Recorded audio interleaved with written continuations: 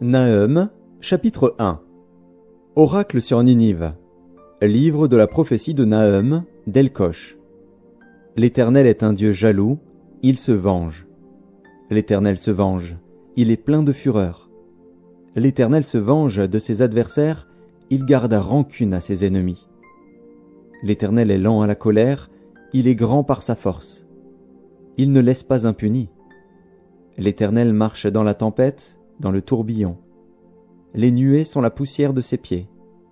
Il menace la mer et la dessèche, il fait tarir tous les fleuves. Le Basan et le Carmel languissent, la fleur du Liban se flétrit. Les montagnes s'ébranlent devant lui, et les collines se fondent. La terre se soulève devant sa face, le monde et tous ses habitants. Qui résistera devant sa fureur? Qui tiendra contre son ardente colère? Sa fureur se répand comme le feu, et les rochers se brisent devant lui.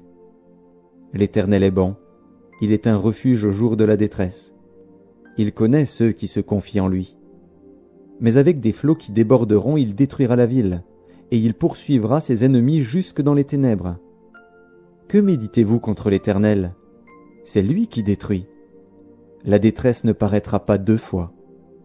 Car entrelacés comme des épines, et comme ivres de leur vin, ils seront consumés comme la paille sèche, entièrement. De toi est sorti celui qui méditait le mal contre l'Éternel, celui qui avait de méchants desseins. Ainsi parle l'Éternel. Quoique intacts et nombreux, ils seront moissonnés et disparaîtront. Je veux t'humilier, pour ne plus avoir à t'humilier. Je briserai maintenant son joug de dessus toi, et je romprai tes liens. Voici ce qu'a ordonné sur toi l'Éternel. Tu n'auras plus de descendants qui portent ton nom. J'enlèverai de la maison de ton Dieu les images taillées ou en fonte. Je préparerai ton sépulcre, car tu es trop léger. Voici sur les montagnes les pieds du messager qui annonce la paix. Célèbre tes fêtes, Juda, accomplis tes vœux, car le méchant ne passera plus au milieu de toi, il est entièrement exterminé. Le destructeur marche contre toi, garde à la forteresse. Veille sur la route, affermis tes reins, recueille toute ta force. Car l'Éternel rétablit la gloire de Jacob et la gloire d'Israël, parce que les pillards les ont pillés et ont détruit leurs ceps. Les boucliers de ces héros sont rouges, les guerriers sont vêtus de pourpre. Avec le fer qui étincelle apparaissent les chars, au jour qu'il a fixé pour la bataille, et les lances sont agitées. Les chars s'élancent dans la campagne, se précipitent sur les places. À les voir, on dirait des flambeaux, ils courent comme des éclairs.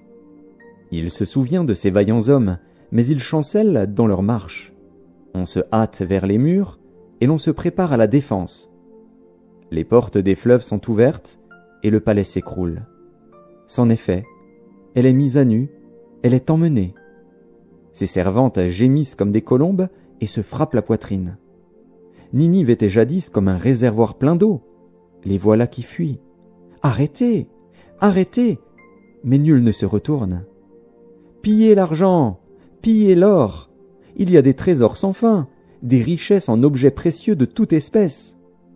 On pille, on dévaste, on ravage, et les cœurs sont abattus, les genoux chancellent, tous les reins souffrent, tous les visages pâlissent. Qu'est devenu ce repère de lions, ce pâturage des lionceaux, où se retirait le lion, la lionne, le petit du lion, sans qu'il y eût personne pour les troubler? Le lion déchirait pour ses petits, étranglait pour ses lionnes. Il remplissait de proies ses antres, de dépouilles ses repères. Voici, j'en veux à toi, dit l'Éternel des armées. Je réduirai tes chars en fumée, l'épée dévorera tes lionceaux, j'arracherai du pays ta proie, et l'on n'entendra plus la voix de tes messagers. Malheur à la ville sanguinaire, pleine de mensonges, pleine de violence, et qui ne cesse de se livrer à la rapine. On entend le bruit du fouet, le bruit des roues, le galop des chevaux, le roulement des chars. Les cavaliers s'élancent, l'épée étincelle, la lance brille, une multitude de blessés, une foule de cadavres, des morts à l'infini.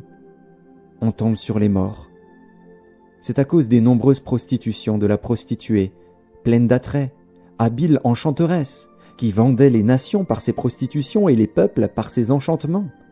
Voici, j'en veux à toi, dit l'Éternel des armées. Je relèverai tes pans jusque sur ton visage, je montrerai ta nudité aux nations et ta honte aux royaumes. Je jetterai sur toi des impuretés, je t'avilirai et je te donnerai en spectacle. Tous ceux qui te verront fuiront loin de toi, et l'on dira « Ninive est détruite, qui la plaindra ? Où te chercherai-je des consolateurs ? Es-tu meilleur que Noammon, qui était assise au milieu des fleuves, entourée par les eaux, ayant la mer pour rempart, la mer pour muraille ? L'Éthiopie et les Égyptiens innombrables faisaient sa force, Put et les Libyens étaient ses auxiliaires. Et cependant elle est partie pour l'exil, elle s'en est allée captive. Ses enfants ont été écrasés au coin de toutes les rues. On a jeté le sort sur ses nobles, et tous ses grands ont été chargés de chaînes. Toi aussi, tu seras enivré, tu te cacheras. Toi aussi, tu chercheras un refuge contre l'ennemi. Toutes tes forteresses sont des figuiers avec les primeurs. Quand on les secoue, elles tombent dans la bouche de qui veut les manger. Voici, ton peuple, ce sont des femmes au milieu de toi. Les portes de ton pays s'ouvrent à tes ennemis. Le feu consume tes verrous. Puise de l'eau pour le siège, répare tes forteresses. Entre dans la boue, foule l'argile. Rétablis le four à briques. Là, le feu te dévorera, l'épée t'exterminera, te dévorera comme des sauterelles. Entasse-toi comme les sauterelles, entasse-toi comme les sauterelles. Tes marchands, plus nombreux que les étoiles du ciel, sont comme la sauterelle qui ouvre les ailes et s'envole. Tes princes sont comme les sauterelles, tes chefs comme une multitude de sauterelles qui se posent sur les haies au temps de la froidure. Le soleil paraît, elles s'envolent, et l'on ne connaît plus le lieu où elles étaient.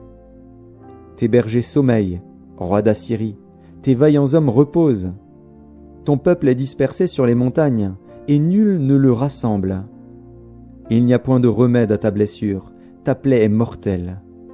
Tous ceux qui entendront parler de toi battront des mains sur toi.